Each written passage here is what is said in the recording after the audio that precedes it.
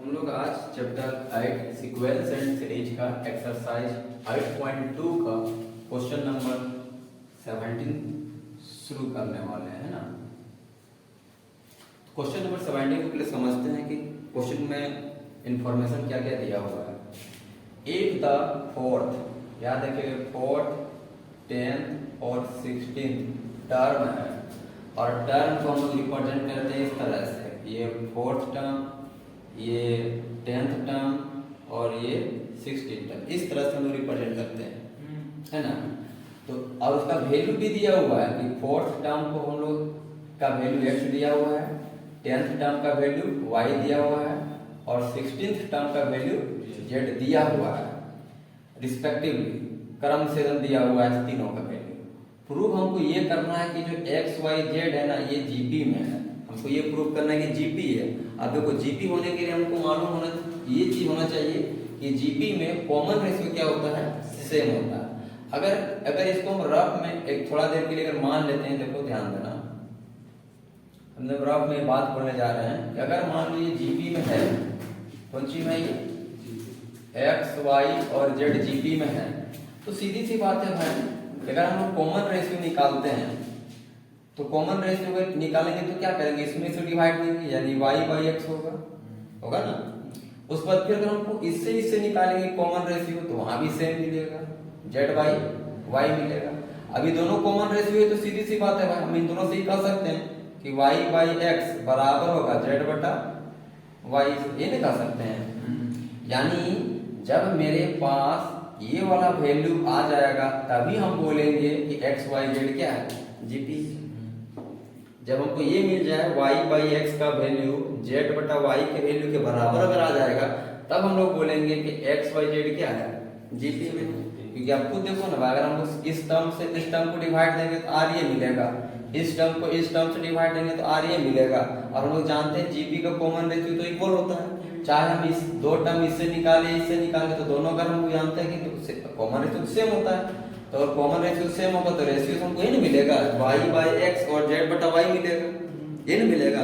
तो अगर हमको इसका वैल्यू अगर इक्वल हो जाए, y बाई एक्स का वैल्यू इक्वल हो जाता है z बटा y से, तो हम लोग बोलेंगे x y z क्या है, जीपी। या फिर आप ऐसे भी कह सकते हो कि यहाँ क्रॉस मल्टीप्लाई करेंगे तो बोलेंगे y का स्क्वायर का वैल्यू और x और z का वैल्यू अगर इक्वल हो जाएगा तभी हम क्या बोलेंगे, x y z जीपी में। समझ में आ रहा है ना। तो हम लोग का मेन टारगेट यही होगा, अगर हम लोग इतना दिखा देते हैं कि y बाई x का वैल्यू और z बटा y का वैल्यू अगर इक्वल है, इसका मतलब x y z क्या है, जीपी है। फिलहाल जो इंफॉर्मेशन दिया है हम लोग बात वहां से करते हैं। सबसे पहले दिया हुआ यहाँ फोर्थ टर्म का वैल्यू, तो फोर्थ टर्म का वैल्यू क्या बोला गया, x बोला गया, x ले लिए। फोर्थ टर्म को लिख सकते हैं क्या, r पर पावर 3, ये x हो गया, ये हम लोग इस इक्वेशन फर्स्ट मान लिया। फिर हम लोग को दूसरा इंफॉर्मेशन 10th टर्म को लेके, कि 10th टर्म का वैल्यू क्या दिया है, y दिया हुआ, इसको लिख सकते हैं ar पर पावर 9, ये हम लोग का सेकंड इक्वेशन हो गया। इसी तरह अगला दिया हुआ 16th टर्म, इसको लिख सकते हैं z, और 16 टर्म को लिखेंगे a r पर पावर 15, ये हो गया हम लोग का इक्वेशन थर्ड। अब हम लोग इसमें पुट करते हैं, ठीक है, इसमें पुट करते हैं और देखते हैं कि क्या हम लोगों का, देखो फिर भी लिख दे रहे हैं, देखो यहाँ है ना, कि अगर x y z जीपी में है, if x y z are in GP then to prove, तो हमको ये प्रूव करना होगा कि y बाई एक्स इक्वल होना चाहिए z बटा y का। ठीक, अगर ये दोनों का वैल्यू बराबर है तो समझ जाना कि x y z क्या है, जीपी। और अगर ये वैल्यू अगर आपका बराबर दिया है, इसका मतलब हम लोग जान जाएंगे x y z क्या है, जीपी में है। और अगर x y z जीपी में है इसका मतलब ये बराबर होता है। सीधी सी बात, दोनों तरफ से हम समझ सकते हैं। लेकिन फिलहाल हम तो यहाँ से बात करेंगे कि हमको ये प्रूव करना है। तो इसको प्रूव करने के लिए हम क्या करेंगे, एलएचएस से पहले चलेंगे, फिर आरएचएस में बनाएंगे, दोनों का वैल्यू देखेंगे इक्वल आया कि नहीं आया। तो y बाई z है, तो y बाई z ले लेते हैं, एलएचएस वाला पार्ट पहले, एलएचएस वाला पार्ट लेते हैं। तो वाई बाई जेड हो जाएगा, तो Y by Z sorry X है, तो यहाँ पुट करेंगे तो वाई का वैल्यू कितना देखो यहाँ ए आर पर पावर 9 और एक्स का वैल्यू कितना है ए आर का पावर 3, तो ए से कटेगा और यहाँ 3 ऊपर 9 है तो 6 बचेगा है ना, तो यहाँ हमको आर 6 मिला। अब हम लोग क्या कर लेते हैं, इसका वैल्यू निकाल लेते हैं जेड बटा वाई का, यानी आर एच एस वाला, ठीक है। तो अगर जेड का वैल्यू पुट करेंगे तो क्या मिलेगा ए आर पर पावर 15 और वाई का वैल्यू क्या है ए आर पर पावर 9, ए से कटेगा 9 से 15 कटेगा कितना मिलेगा 6, यहाँ आर पर पावर क्या मिला 6, मतलब दोनों बराबर है, यानी दोनों क्या है बराबर है। हम यहाँ ये कर सकते हैं हैंस वाई बाई एक्स का वैल्यू और जेड बटा वाई का वैल्यू दोनों आपस में क्या है बराबर है ना, तो बराबर है तो हम यहाँ से कह सकते हैं देयरफॉर कि एक्स वाई और जेड है वो क्या है जीपी में है। ये तीनों जो एक्स वाई जेड है किस फॉर्म में है, जिस सीरीज में लोग है उस सीरीज का नाम क्या है जीपी। बात समझना है, कोई दिक्कत इसको समझने में, ठीक। या फिर इसमें प्रूव करते हैं, बात एक ही था, आप इसी को हम यहाँ बने पर लिखे है ना क्रॉस मल्टीप्लाई करके कि x इन Y square equal to X into Z, तो हम ये दिखाएं बात एक ही है। तो ये बात तो समझ में आ गया, क्योंकि हम इस पार्ट को भी सॉल्व किए तो आर पर पावर 6 आया, राइट साइड को भी सॉल्व किए तो आर पर पावर 6 आया, दोनों का वैल्यू सेम है, यानी ये दोनों आपस में इक्वल है, दोनों आपस में इक्वल है, इससे पता चला एक्स वाई जेड क्या है जीपी में। यहाँ तक क्लियर हो गया। क्वेश्चन नंबर 18 है कि find the sum of n term of the sequence. एक सीक्वेंस आपका दिया हुआ है, ठीक है, अगर आप देखो अच्छा से तो आपको एक सीक्वेंस दिया हुआ है और इस सीक्वेंस को हम लोग को क्या करना है सम करने बोला गया। क्या करने बोला गया, हाँ 8 प्लस 88 प्लस 888 8088 प्लस इस तरह से nth टर्म था। तो पहले तो ये देखिए क्या ये जीपी है, जीपी होने के लिए क्या होना चाहिए कॉमन रेशियो सेम होना चाहिए। हम डिवाइड करके दिखाते हैं, इसको इससे डिवाइड देंगे, ऊपर में 88 नीचे 8 काट देंगे 11 मिलेगा, यहाँ है 88 नीचे है 88, 11 का पढ़ा में 8 का पढ़ा में, अब देखो तो कटेगा क्या ऊपर वाला नहीं, कॉमन रेशियो सेम है कहाँ है नहीं है, यहाँ 11 मिला, यहाँ कितना मिल रहा 111 डिवाइड बाय 11, अभी कटेगा भी नहीं है ना, मतलब इससे पता चला ये जो सीक्वेंस दिया हुआ है ये सीक्वेंस जीपी में नहीं है। अगर हम देखेंगे इसको इससे घटाएंगे तो 80 मिलेगा, इसको इससे घटाएंगे तो 800 मिलेगा, इसको इससे घटाएंगे 800 मिलेगा, यानी कि एपी में भी नहीं है, यानी ये जो सीक्वेंस दिया हुआ है ना वो एपी में है और ना ही जीपी में है। तो जब ये ना एपी में दिख रहा है ना जीपी में दिख रहा है तो पहले हम इसको एक सही सीक्वेंस बनाएंगे तभी तो हम लोग ऐड कर पाएंगे, क्योंकि यहाँ 2 या 4 को तो टर्म है नहीं कि तुरंत ऐड हो जाएगा है ना। पहले तो 8 है, फिर 2 8 है, फिर 3 8 है, फिर 4 8 है, इस तरह करके बढ़ रहा है, यानी एक पैटर्न में तो बढ़ रहा है, यानी एक सीक्वेंस तो है ये पहले। अब ये सीक्वेंस जो है वो सीरीज में है या नहीं है, या जीपी में है या नहीं है, इसको तो हमको समझना होगा पहले कि इसको जीपी बनाना पड़ेगा पहले। तो कैसे बनाएंगे जीपी, सबसे पहली बात तो सबसे 8 हम लोग कॉमन कर सकते हैं, होगा कि नहीं होगा 8 तो कॉमन होगा, यहाँ से कॉमन होगा तो क्या मिलेगा, मिलेगा ना 1, तो भाई 8 बन जाएगा तो 1 मिलेगा, यहाँ क्या मिलेगा 11 मिलेगा, यहाँ क्या मिलेगा, यहाँ क्या मिलेगा, तो इस तरह करके तो आगे मिलता रहेगा। यहाँ तक समझ में आएगा बात। अब हम लोग क्या कर लेते हैं 9 से मल्टीप्लाई करते हैं, मतलब डिवाइड करते हैं और 9 से मल्टीप्लाई भी करेंगे, ताकि देखो 9 काटेंगे तो वापस वहीं पहुंच जाएंगे ना, समझ में आया क्या बोले, 9 से मल्टीप्लाई कर रहे हैं और 9 से डिवाइड कर रहे हैं।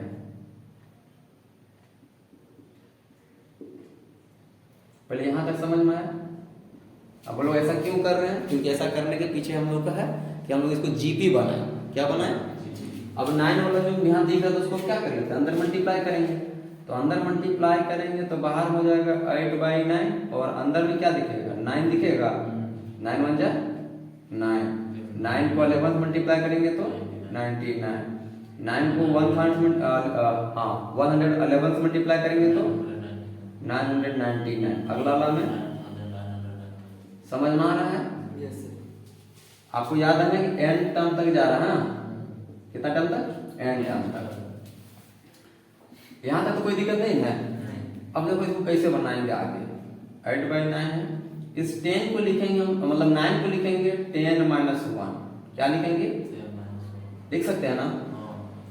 इसको कितना लिख सकते हैं 100 - 1 लिख सकते हैं ना। तो 100 लिख सकते हैं 10 पर पावर 2 - 1, 10 पर पावर 2 का मतलब तो 100 होता है ना। इसको कितना लिख सकते हैं 1000 - 1 ऐसे लिख सकते हैं। इसको लिख सकते हैं 10,000 - 1। समझ में आया? यहाँ तक कोई दिक्कत समझ में आ रहा है ना। अब हम लोग 10 वाला का एक अलग सीरीज बनाएंगे, नहीं बनेगा क्या? सब तो प्लस प्लस बने, बीच में प्लस, कोई दिक्कत है लिखने में है नहीं। ठीक है, अगर इसको हटा देते हैं, चलो ब्रैकेट का कोई मतलब नहीं, हटा देते हैं तो देखो नहीं दिखेगा। सब तो प्लस माइनस देते हैं, इसको इसको इसको इसको एक साथ लिख सकते हैं ना। अभी लिख इसलिए दे ताकि आपको बाद में समझ में आए इस 9 को तोड़े है ना, इसीलिए। क्लियर है? तो हम लोग देखो एक सीरीज बनेगा हम लोग के पास ये वाला 10 का, तो 10 का प्लस 10, यहाँ पर 10 पर पावर 1 है, 10 पर पावर 2 है, अगला 10 पर पावर 3 है, उसके बाद 10 का पावर 4 है। तो इस तरह कहाँ तक है n टर्म तक है। ये अपना सीरीज हुआ एक, ठीक है, किसका वाला 10 वाला। अब देखो सब जगह -1 -1 -1 -1 सब जगह था ना।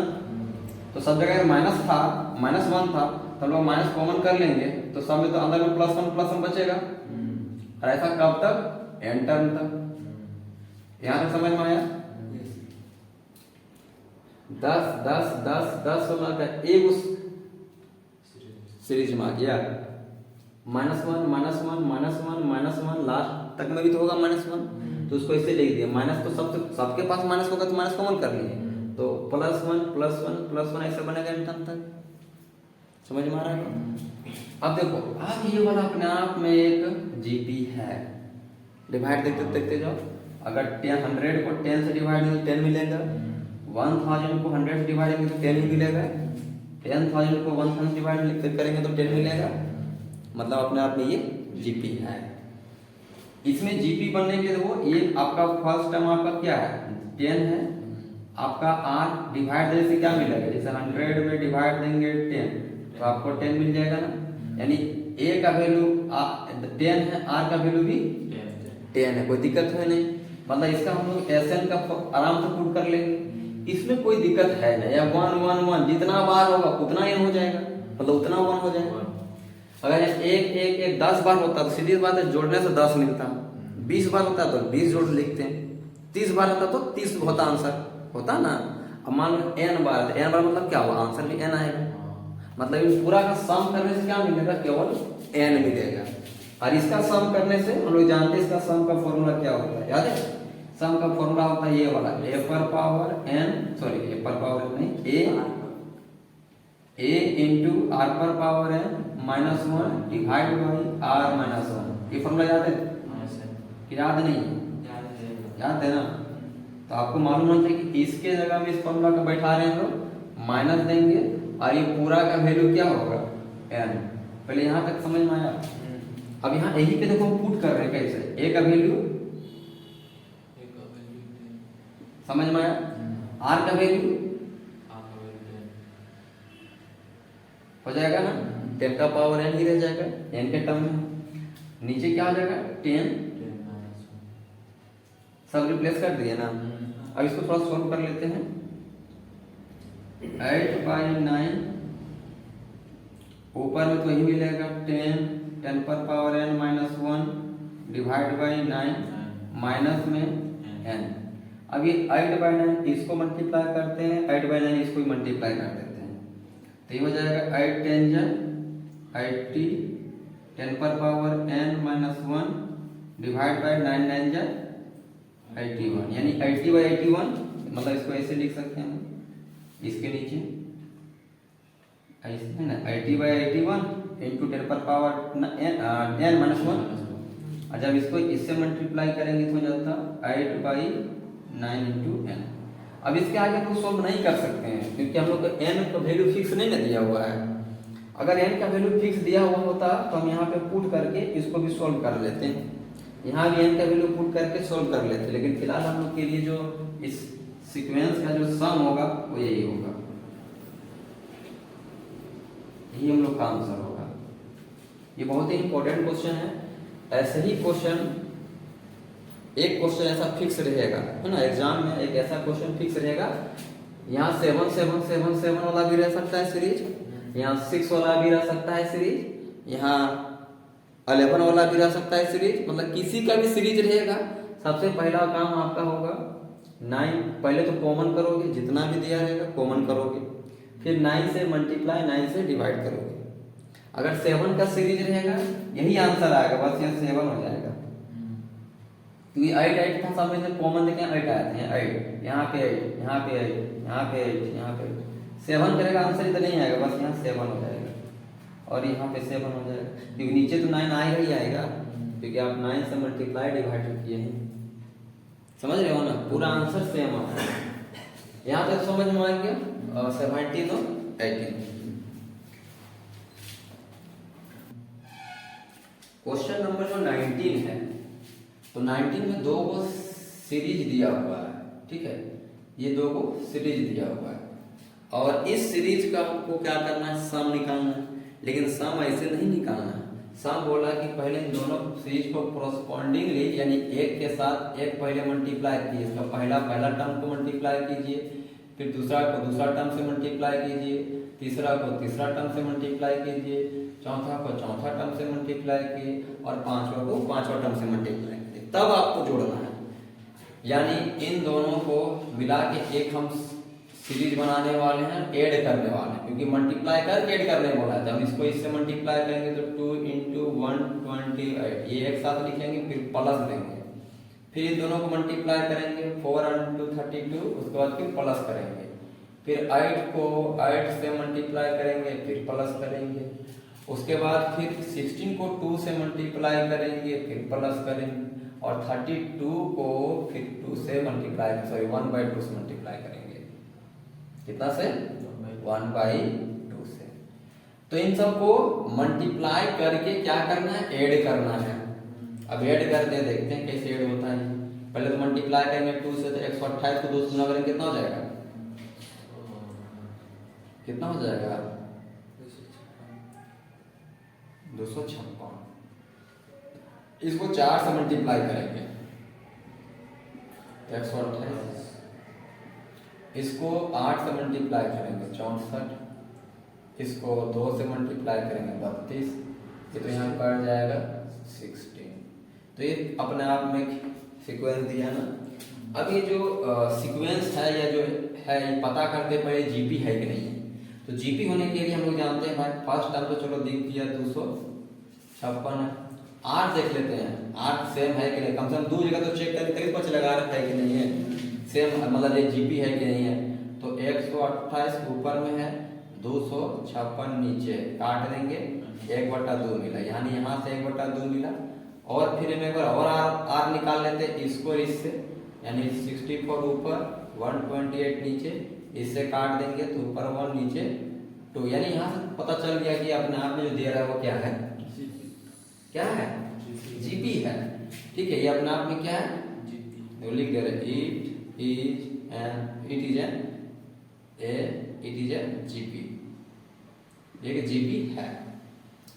अब जीपी में टर्म के 1 2 3 4 5 हुए थे, n बराबर तो मालूम हो गया भाई, यहाँ पे n कितना है 5 का। अब इसका सम निकालने का सीधा फॉर्मूला हमको मालूम नहीं, फॉर्मूला मालूम a r पर power n -1 divide by r -1, ये ना फॉर्मूला है। अब इसी में हम क्या कर देते हैं, पुट करेंगे, तो पुट करेंगे तो क्या दिख रहा है, a का वैल्यू 256, r का वैल्यू, अच्छा गलत नहीं लिख दिया, r का वैल्यू जो है 1 से छोटा है यहाँ पे, है ना, तो 1 से छोटा है तो हम लोग इसको ऐसे लिखेंगे 1 - r पर पावर m 1 - r, यहाँ 1 माइनस हो जाएगा 1/2 का पावर n होगा नीचे 1 माइनस 1/2। इधर दिख रहा है कितना 256, यहाँ हो जाएगा। अब n का वैल्यू मालूम था ना कितना था 5 था ना, यहाँ पुट कर देते हैं 5। तो हम लोग जानते हैं 1 का पावर तो भाई 1 ही मिलने वाला है ना जी, लेकिन 2 का पावर तो मिलेगा ना 32। नीचे एलसीएम ले लेते डायरेक्ट 2 1 जा 2। समझ में आ रहा है क्या आ रहा है? यहाँ भी एक स्टेप और बचा सकते हो, अगर एलसीएम लोगे तो यहाँ क्या आ जाएगा 32 और पूरा में आ जाएगा ऐसे 32 माइनस 1 डिवाइड बाई 32। समझ में आया? ये 32 यहाँ था, एलसीएम ले लिए, ये 256 यहाँ हो जाएगा 31 होगा ना 31, ये सब ऊपर जाएगा 2, यहाँ पे मिलेगा 32 और यहाँ पे मिलेगा 1। कितना हो जाएगा? अभी कटेगा, जैसे 2 का टेबल में 16 बार में कटेगा, ये 16 का टेबल में ये 16 बार में कटेगा, यानी कि 5 कितना जा रहा है ऊपर में 16 × 31। अब इन दोनों को मल्टीप्लाई करेंगे तो सब निकल जाएगा। मल्टीप्लाई कर लेते हैं 16 को 31 से, तो 16 3 6 जा 18, 3 3 जा 1 और 4, तो यहाँ आ रहा है 490। यही होगा हम लोग का आंसर। मतलब इन सभी को ऐड करने से कितना मिलेगा 496। जितना यहाँ किए हैं उतना में तो सीधा जोड़ देते, 5 गो टर्म है लगा सीधे जोड़ देते। तो ऐसा ही करना है एग्जाम में, जब एमसीक्यू का एग्जाम होगा जितना तब जान रहे 1 2 3 4 5 गो टर्म है तो उसको तो ऐसे सीधे जोड़ सकते हैं कि नहीं। इतना एक जीपी में देख चेक करना, फिर जीपी का जो समेशन का फॉर्मूला उसमें पुट करना और फिर पुट करके वैल्यू को निकालना, इससे तो अच्छा है कि सब फटाक से जोड़ दे, है ना। तो देख लेना जैसा आपका सुविधा होगा उस तरफ कर लेना है। अगला जो 20 नंबर है इसी का एकदम जुड़वा क्वेश्चन है एकदम, बस यहाँ नंबर में दिया था ना, अब की बार नंबर नहीं दिया है, सीधे सीरीज में लिख दिया है, एकदम कम फॉर्म में ही लिख दिया है एकदम ऐसे कि जो S1 है यानी पहला जो सीरीज है वो स्टार्ट किया इस तरह से, A है AR है, AR का स्क्वायर है और इस तरह से लास्ट गया AR पर पावर n माइनस 1। और उसी तरह जो दूसरा है वो बना है कहाँ से, बड़ा A लिया ऐसे, ये बड़ा A है, फिर यहाँ हो जाएगा बड़ा A और R, यहाँ बड़ा AR स्क्वायर और इस तरह से लास्ट गया बड़ा R का पावर n माइनस 1। इसमें R भी बड़ा है ना, इसका R भी बड़ा है, कुछ इस तरह से। सब क्वेश्चन एकदम सेम था, इसमें भी है कि कॉरस्पॉन्डिंग टर्म को मल्टीप्लाई करना है और उसके साथ में ऐड करते जाना है, यानी सम ऑफ द प्रोडक्ट ऑफ, क्या बोल सकते हैं उसको, कॉरस्पॉन्डिंग टर्म। ठीक है, कॉरस्पॉन्डिंग टर्म का मल्टीप्लाई करके ऐड करते जाना, एकदम सेम ऐसा ही। अगर यहाँ हम करते जाएंगे मल्टीप्लाई और ऐड करते जाएंगे कैसे बनेगा, ये दोनों को मल्टीप्लाई करेंगे तो ए बनेगा, प्लस करेंगे फिर इन दोनों को मल्टीप्लाई करेंगे तो ए आर ऐसा दिखेगा, फिर प्लस करेंगे ये दोनों को मल्टीप्लाई करेंगे ए आर स्क्वायर, फिर इसी तरह से आगे बढ़ेगा, यहाँ आ जाएगा तो लास्ट में मिलेगा ए आर का power n minus 1, A R का पावर n माइनस 1, यही ना है। हाँ, क्वेश्चन में कुछ और नहीं बोला, बस इतने बोला कि फाइंड द कॉमन रेशियो पता करना है। अब यहाँ से तो हम आराम से कॉमन रेशियो पता कर सकते हैं, क्योंकि अभी सेम सवाल था, हम लोग को मालूम था कि मल्टीप्लाई करने के बाद जो बनता है वो अपने आप में क्या बनता है, जीपी बनता है ना। तो कॉमन रेशियो निकालना यहाँ बड़ी बात नहीं है, बहुत आसानी से निकल जाएगा। कॉमन रेशियो कैसे निकालते, second term divide by first term, तो second term divide by first term, तो क्या बचेगा, ए से ए कटेगा, बड़ा ए से बड़ा ए, यानी बचेगा क्या आर आर, क्या बचेगा अगर वैसा लगता है डाउट तो एक बार और चेक किया जाए। अगर ये भाई जीपी है कि नहीं है कम से कम वो तो चेक करना हो जाएगा ना। कॉमन रेशियो तो third term divide by second term, A R square divide by A R, A से ए कटेगा, ए बार से वार कटेगा, ए से ए कटेगा, ए बार से वार कटेगा, ऊपर में ए को ये आर अरे वो ये आर बच गया।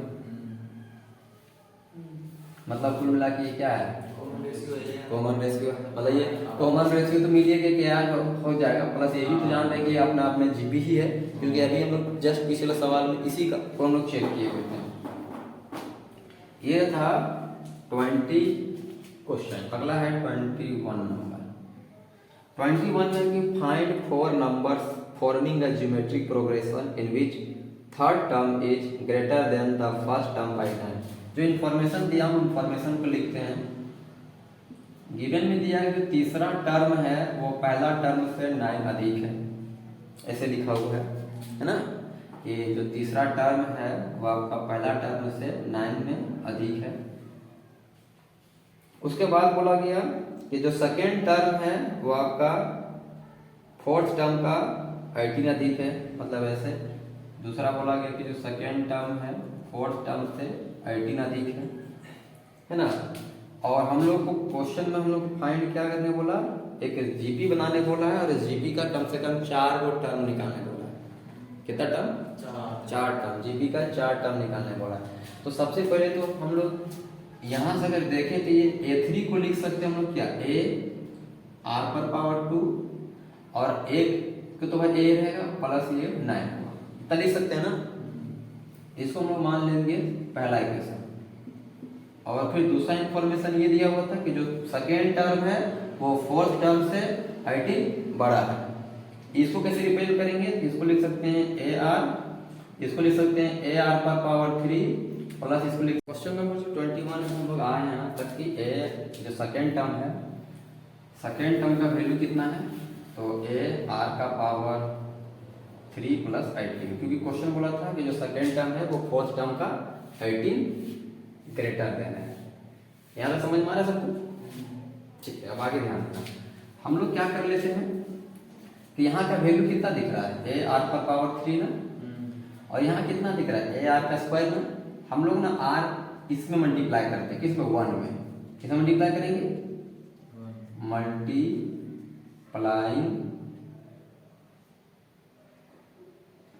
है ना, मल्टीप्लाइंग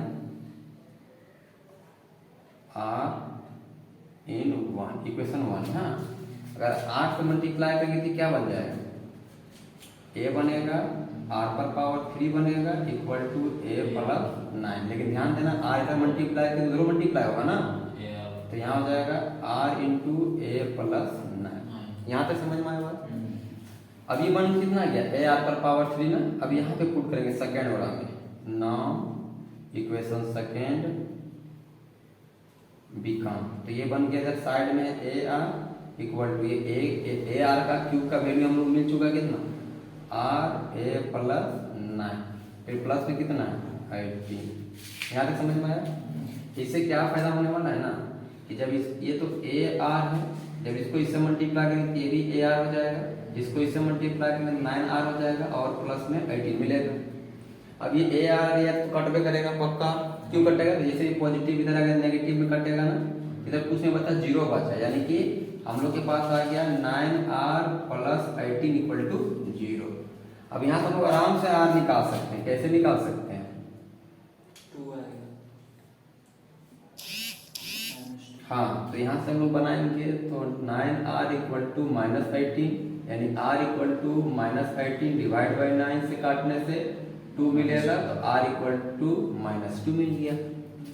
अब इस r का वैल्यू को ऐसा जगह रखा जाए जिससे हमको a का वैल्यू मिल जाए, तो जो आसानी होगा जहाँ पे वहीं पे रखेंगे। तो कहाँ पे रखते हैं, फर्स्ट पर रखते हैं, है ना। नाउ इक्वेशन फर्स्ट बिकम, तो हो जाएगा ये वाला फर्स्ट वाला, ये वाला दिख रहा है ना a, तो a हो गया, r का वैल्यू -2, तो -2 का square equal to a plus 9। यहाँ तक समझ में आ रहा है। 2 का स्क्वायर 4, माइनस का स्क्वायर प्लस हो जाएगा, तो क्या सीधे हो जाएगा 4a, उधर का a इधर आएगा तो -a equal to 9।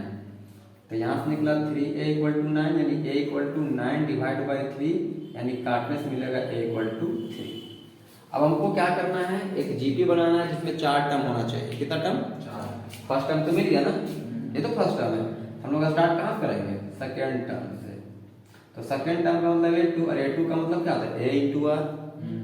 Second term का फॉर्म यही होता है। तो a का वैल्यू कितना है? 3, और r का वैल्यू -2, यानी कह सकते हैं यहाँ से -6। फिर हम लोग निकालेंगे थर्ड टर्म। तो थर्ड टर्म यानी a3 यानी a r का स्क्वायर।